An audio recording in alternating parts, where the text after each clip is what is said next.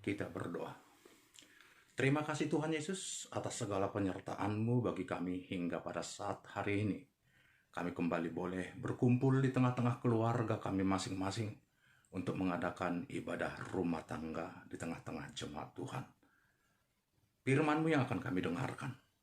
Kiranya Engkau dengan Roh Kudus-Mu yang mengajari, memberikan hikmat bagi kami untuk kami mengerti akan kebenaran-kebenaran firman Tuhan, dan Engkau yang menguatkan kami untuk dapat melakukan kebenaran-Mu.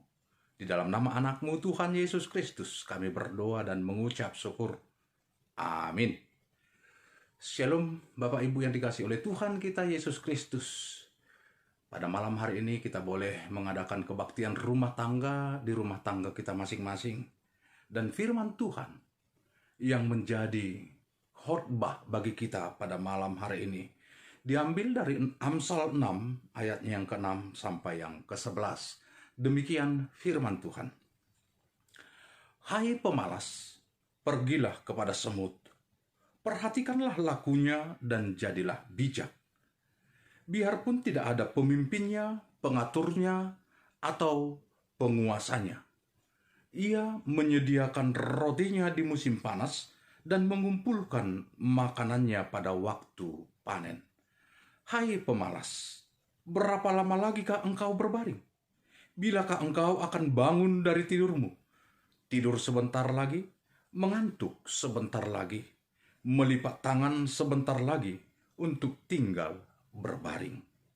Maka datanglah kemiskinan kepadamu seperti seorang penyerbu, dan kekurangan seperti orang yang bersenjata. Demikian firman Tuhan.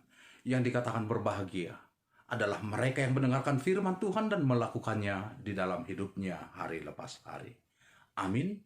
Sekali lagi, shalom dan horas mahubat haganupan. Yakin Tuhan nami, hita haganupan horas jorgit ipasu-pasu, ihasomani, jana, ipadau matongon. Aima virus COVID-19 hun tengah-tengah ta. Kita ganupan nahinargan Tuhan ta Yesus Kristus. Adong syair lagu yang mengatakan seperti ini. Orang bilang tanah kita tanah sorga, tongkat kayu dan batu jadi tanaman. Apa sebenarnya maksud dari syair ini? Artinya bahwa mengatakan bahwa negeri kita ini adalah negeri yang subur, apapun yang kita tanam akan tumbuh dan memberikan kebutuhan bagi setiap orang yang tinggal dalam negeri ini.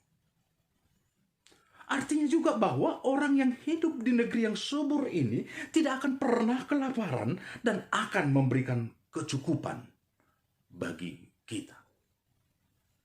Kemudian, orang yang hidup di negeri yang subur ini akan mendapatkan kesejahteraan dan kebahagiaan. Yang dikatakan di sini adalah tanah surga. Gambaran kebahagiaan, kesejahteraan, dan kecukupan bagi setiap orang yang tinggal di dalamnya. Kemudian jika kita renungkan, apakah benar demikian?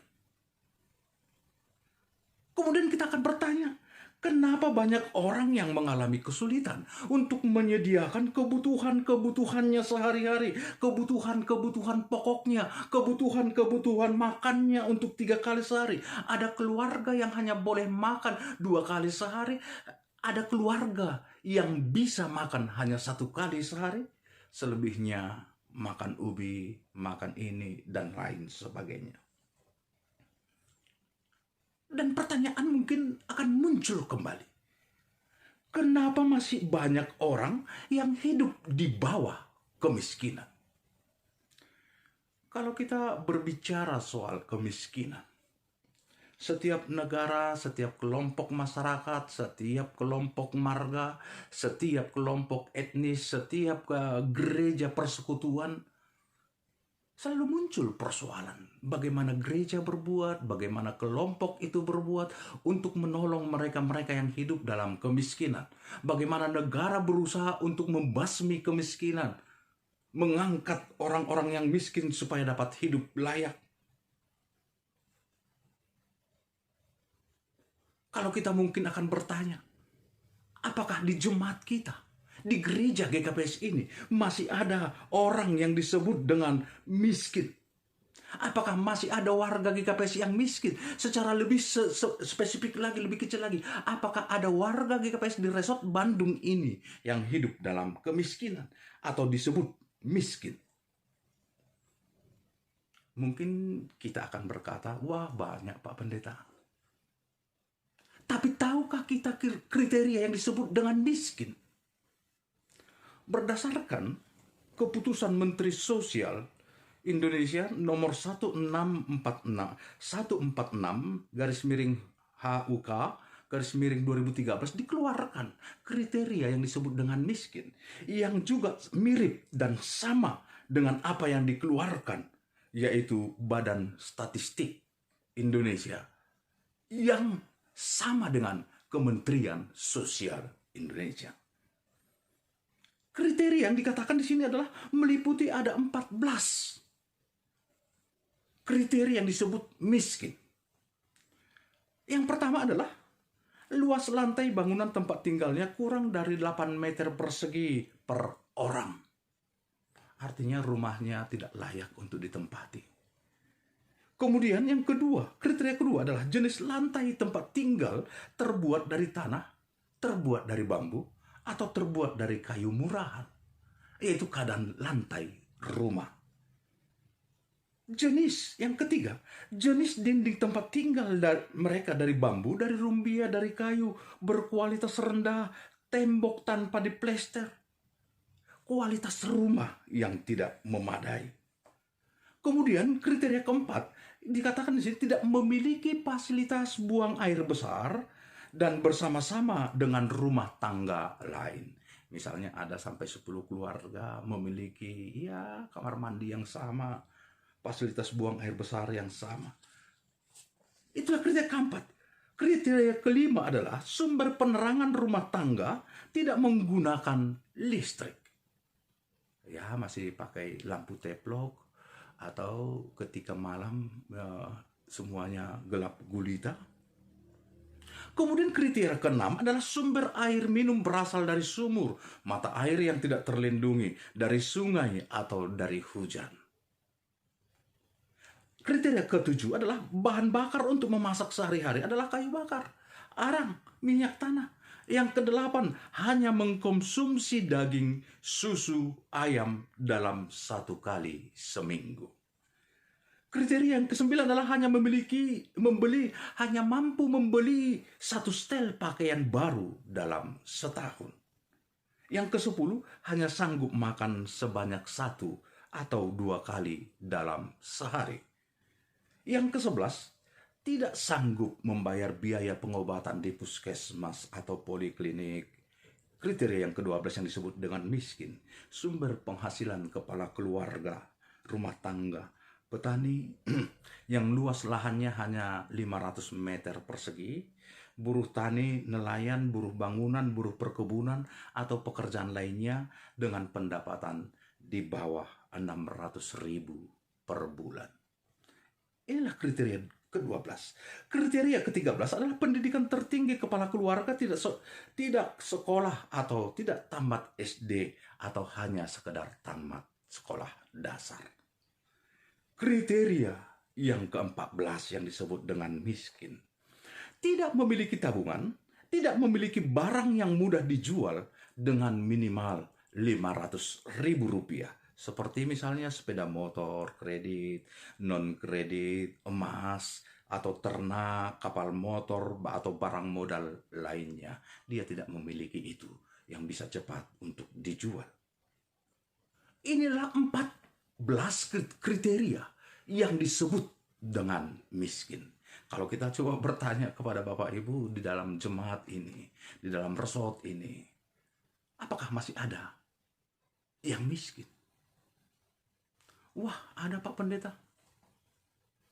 Apa yang tidak kau miliki? Salah satu faktor dari 14 kriteria yang disebut di dalamnya.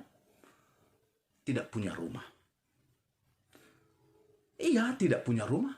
Hanya salah satu kriteria. Dikatakan di sini mereka yang punya rumah hanya memiliki 8 meter persegi untuk satu orang. Dan kriteria rumah itu dikatakan di sini berlantai tanah dan berdinding tepas, papan yang buruk. Sementara banyak jemaat yang mungkin dikategorikan tidak memiliki rumah atau yang hanya mampu untuk mengontrak rumah. Apakah itu yang disebut dengan miskin? Banyak orang yang mampu mengontrak rumah sampai puluhan juta dan berpenghasilan jutaan. Dan itu tidak dikategorikan miskin. Kalau hanya salah satu dari 14 kriteria itu yang kita miliki. Jadi yang dinamakan miskin adalah mereka yang memenuhi semua ke-14 kriteria yang disebut di atas. Jika hanya satu kriteria yang ada dalam diri kita belum masuk dalam kategori miskin.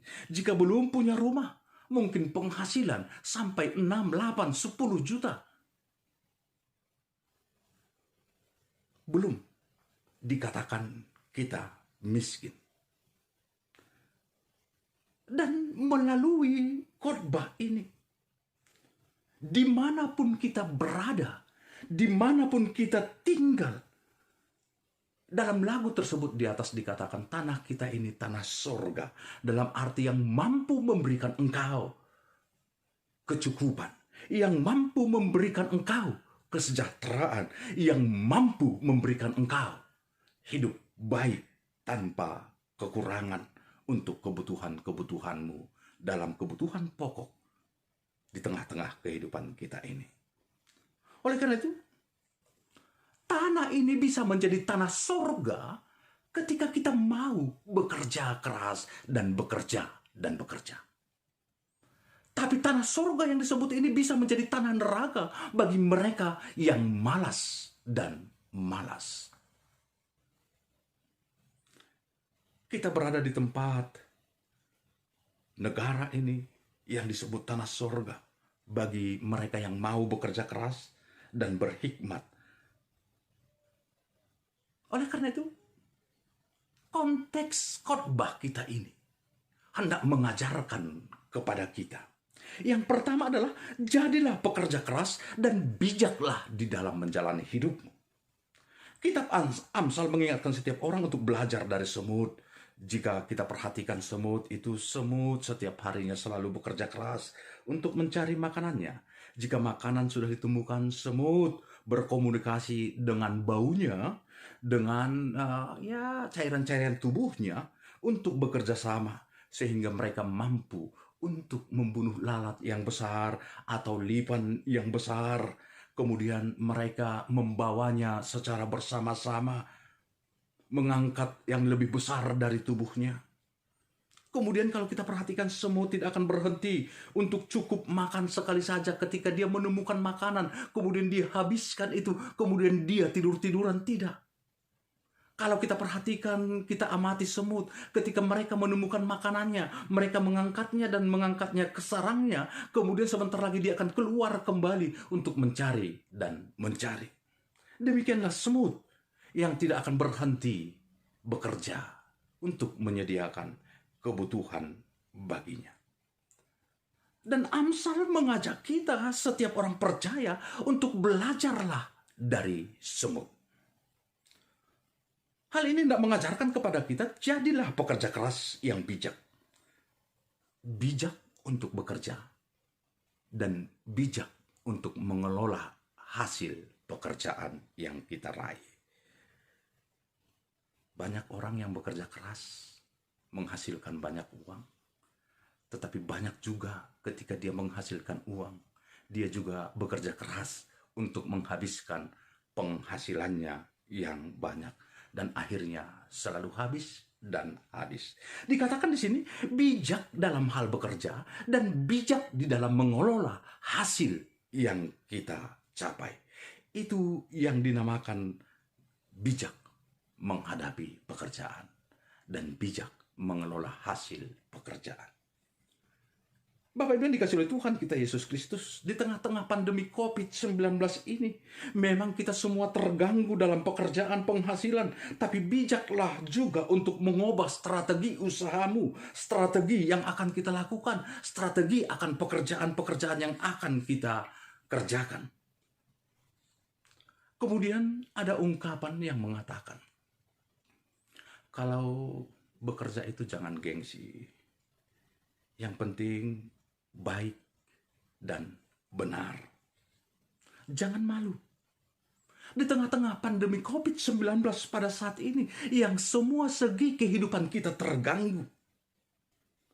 Tinggalkan malu, tinggalkan gengsi. Gengsi tidak akan membuatmu lebih baik dan lebih sejahtera, tapi gengsi akan merugikan kita dan menghancurkan kita, bahkan membuat kita semakin miskin dan miskin.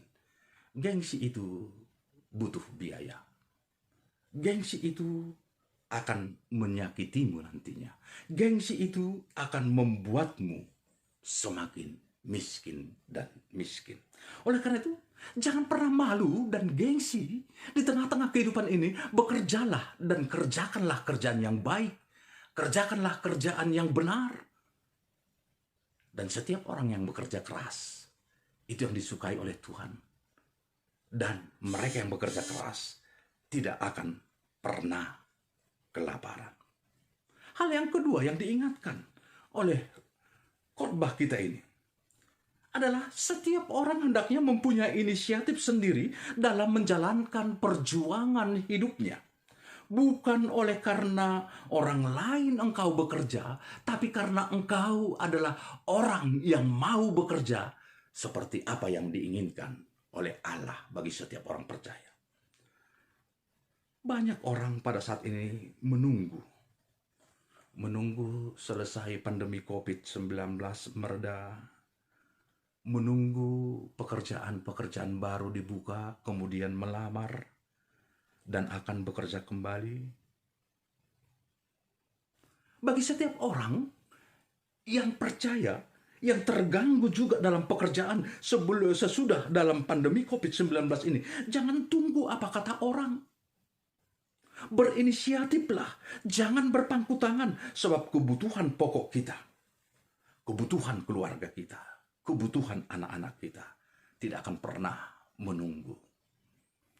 Ketika lapar, tunggu besok, tunggu 2 hari lagi, tidak bisa. Semuanya tidak bisa menunggu. Oleh karena itu kerjakanlah, berinisiatiflah. Ketika semuanya terganggu, berinovasilah. Punya inisiatif. Dikatakan di sini bahwa lihat semut-semut, mereka tidak punya komando, mereka tidak punya pemimpin, mereka tidak punya pengatur dalam hidupnya. Dan mereka tidak dipimpin untuk bekerja, tetapi mereka mempunyai inisiatif untuk bekerja sendiri-sendiri, mencari kebutuhan-kebutuhannya. Dan ketika dia mendapatkannya secara bersama-sama, mereka mengangkatnya dan menghabiskan dan memakannya, menyimpannya secara bersama-sama. Tanpa harus dikomandoi, tanpa harus disuruh, tanpa harus mencontoh orang lain. Dia mau bekerja.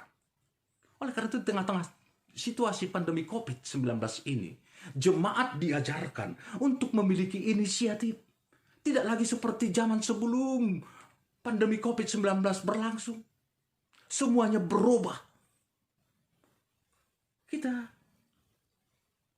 dipanggil seperti semut yang memiliki inisiatif sendiri untuk mencari, bekerja, dan bekerja. Apresiasi buat jemaat, buat pemuda-pemuda kita, buat keluarga-keluarga ketika terganggu pekerjaannya, ketika hanya ditinggal di rumah. Karena pandemi COVID-19 ini, banyak dari jemaat kita mengalihkan dengan pekerjaan-pekerjaan lain, dan luar biasa. Setiap orang yang mau berinisiatif melakukan pekerjaan itu di tengah-tengah situasi sulit pada saat ini, yakinlah Tuhan tidak akan membiarkan kita kelaparan. Asal kita mau berjuang, bekerja keras. Jangan malu dan jangan gengsi untuk mengerjakan kebenaran, pekerjaan-pekerjaan yang baik yang ada di tengah-tengah kehidupan kita. Eh, Jangan pernah mundur. Tantangan pasti akan datang. Tantangan pasti akan menghalangimu. Tapi pakai tantangan itu sebagai pemacu semangat. Kita yang menyelesaikan tantangan, bukan tantangan yang menyelesaikan kita. Kita yang menyelesaikan tantangan. Yang ketiga dikatakan di sini, jangan pernah buang waktumu dengan sia-sia. Bila ada anak muda menghabiskan waktunya hanya bermain game sampai tengah atau subuh hari, kemudian dia tertidur dan bangun kembali pada jam 3 sore, kemudian kembali main game dan tidur subuh lagi, kemudian dia bangun jam 3 sore, jam 2 sore, siang dan lain sebagainya. Bagaimana mungkin si anak muda dapat bekerja dengan baik, menghasilkan yang baik di dalam hidupnya? Ingat, ketika anak muda yang masih kuat, pikiran masih fresh dibandingkan orang tua kita, tubuhnya masih kuat dibandingkan dengan orang tua kita. Orang tua kita masih bekerja dengan keras. Kita yang memiliki tenaga yang masih kuat, fisik yang kuat, otak yang fresh. Jangan sia-siakan waktumu. Jangan sia-siakan waktumu. Sebab dikatakan di sini, tidur sebentar, hai pemalas, berapa lama lagi engkau? Berapa lama lagi engkau? Jangan pernah buang waktumu. Pakai waktumu, miliki etos kerja, artinya sikap, kepribadian, semangat, watak, karakter, serta keyakinan yang kuat untuk engkau meraih pekerjaan. Miliki, bekerja keraslah, sehingga kita memiliki yang disebut dengan etos kerja. Dalam arti, cirinya itu akan nampak dalam hidupmu. Engkau akan memakai waktumu dengan baik. Kemudian, engkau akan memiliki moralitas yang bersih, yang benar, dan bekerja dengan ketulusan. Engkau akan memiliki kejujuran. Engkau akan memiliki komitmen. Engkau akan memiliki konsistensi dalam hidupmu. Rajin bekerja, bijak dalam bekerja, bijak dalam mengelola hasil pekerjaan itu, bijak memakai waktu kita, waktu dan kesempatan yang ada pada kita, setia dan bertanggung jawab dalam pekerjaan.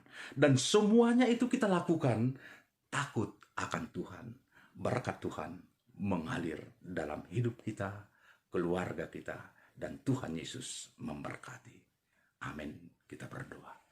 Terima kasih Yesus atas firman-Mu yang telah menyapa mengingatkan kami. Ajari kami untuk selalu taat akan kebenaran firman-Mu. Ajari jemaat Tuhan untuk selalu semangat dan menjadi pekerja keras di tengah-tengah kehidupannya. Tuhan Yesus, tolong kami di tengah-tengah situasi pandemi COVID-19 pada saat ini. Ajari kami untuk melakukan inisiatif-inisiatif yang baik, untuk menopang, untuk mengangkat, untuk meraih kehidupan yang lebih baik. Terima kasih Bapa, Engkau berkati setiap keluarga lepas keluarga, pribadi lepas pribadi. Engkau tidak akan pernah meninggalkan kami. Engkau menopang kami, Engkau mengajari kami, dan Engkau menjauhkan kami dari sakit penyakit.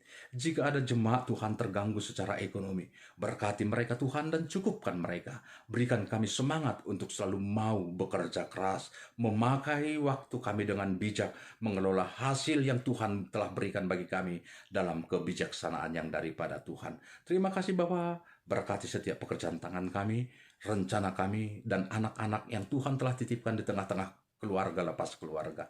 Kami menyerahkan seluruh hidup kami hanya ke dalam tangan pengasihan-Mu.